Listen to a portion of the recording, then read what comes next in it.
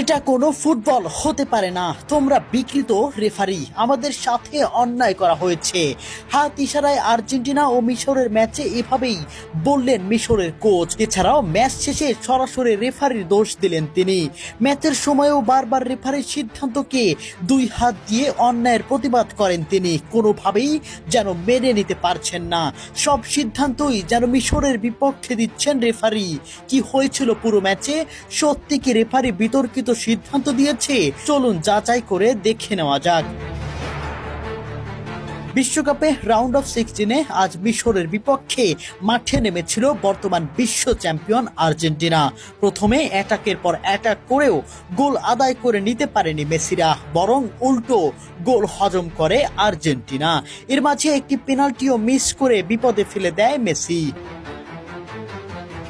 প্রথমার্ধে শেষ হয় 1-0 গোলে পিছিয়ে থেকে। ততক্ষণে একটা বিতর্ক পেনাল্টিতে, এমন ফাউলে পেনাল্টি ঘোষণা করেন রেফারি, যা সহজে মেনে নেয়নি মিশরের ফুটবলাররা। তবে সেখানে গোল মিস করায় সেটা ধামাচাপা পড়ে যায়।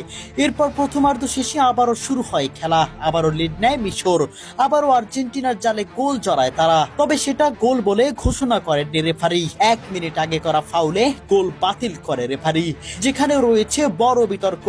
এত সাধারণ ফাউলে এত বড় সিদ্ধান্ত কিভাবে নেয় ভিএআর?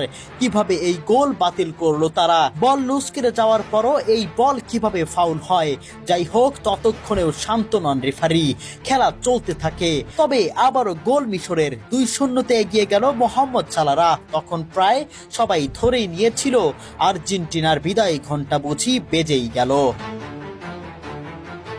তবে মেসি যে মাঠে আছে এটা মনে রাখতে হবে সবার। 79 মিনিটে মেসির দারুণ ক্রসে গোল করেন আর্জেন্টিনার ডিফেন্ডার ক্রিস্টিয়ানো রোমেরো। নাটক শুরু এখান থেকেই, স্বপ্ন বুনতে শুরু করলো আর্জেন্টিনা। পরক্ষণেই আবার গোল আর্জেন্টিনার। কামব্যাক করলেন মহাকাব্যের কাব্যিক মেসি। দূরপাল্লা শট থেকে কামব্যাক আর্জেন্টিনার। মেসির প্রথম গোল, আর্জেন্টিনার সমতায় ফেরা। এ যেন কোনো ম্যাচ নয়, এ যেন এক বড় নাটক। তবে আসল নাটক তো এখনো বাকি। এটাকে মিশরের ফুটবলাররা, খেলার বাকি আর মাত্র কিছুক্ষণ। বল পায়ে মোহাম্মদ সালাহ ডিবক্সে ফাউল করেন আর্জেন্টিনার ডিফেন্ডার। খালি চোখে দেখা গেছে সরাসরি ভাবে এটা ফাউল। স্পষ্ট এটা একটি বিতর্কিত ধাক্কা এবং সেখান থেকেই পা দিয়ে মোহাম্মদ সালাহকে ফেলে দিলেন আর্জেন্টিনার ডিফেন্ডার। এটা কিভাবে ফাউল হয় না? একটাবার বিবেক খুলে বলুন, এটা কোন ধরনের নৈতিকতা থেকে ফাউল ধরলেন না রেফারি? তবে সবচেয়ে মূল বিষয়, মোহাম্মদ সালাহকে এমন স্পষ্ট ফাউল না দেওয়ায় পেনাল্টি পায় না মিশর, যেখানে সরাসরি জয় বঞ্চিত হন মোহাম্মদ সালাহরা। ততক্ষণে রেফারির কাছে আবেদন মোহাম্মদ সালাহদের, আবেদন নাকচ। খেলা চলতে থাকে। আর্জেন্টিনা এটাকে ফলাফল, লাউতারো মার্তিনেসের ক্রস থেকে গোল করেন অ্যানজো ফার্নান্দেজ।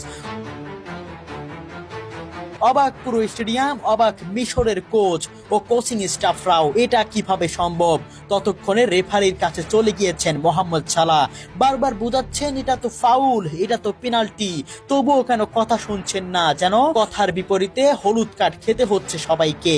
একের পর এক হলুদ কার্ড, সেই হলুদ কার্ড পরিণত হলো লাল কার্ডে। এরকম বিতর্কিত সিদ্ধান্ত দেখেই দুই হাত দিয়ে ক্রস করে বুঝিয়ে দিলেন, তোমরা বিকৃত, তোমরা আমাদের সাথে অন্যায় করলে। নিজের স্টাফরা ততক্ষণে নিষেধ করছিলেন মিশরের কোচকে, তবে তাকে যেন থামানোই যাচ্ছে না।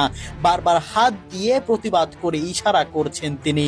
প্রিয় দর্শক, আপনাদের কাছে কি মনে হয় পুরো ম্যাচটি এত সিদ্ধান্ত, এত বিতর্কিত ঘটনা কিভাবে হয় একটি ম্যাচে? আপনাদের মন্তব্য কি? কমেন্ট বক্সে অবশ্যই জানিয়ে যাবেন।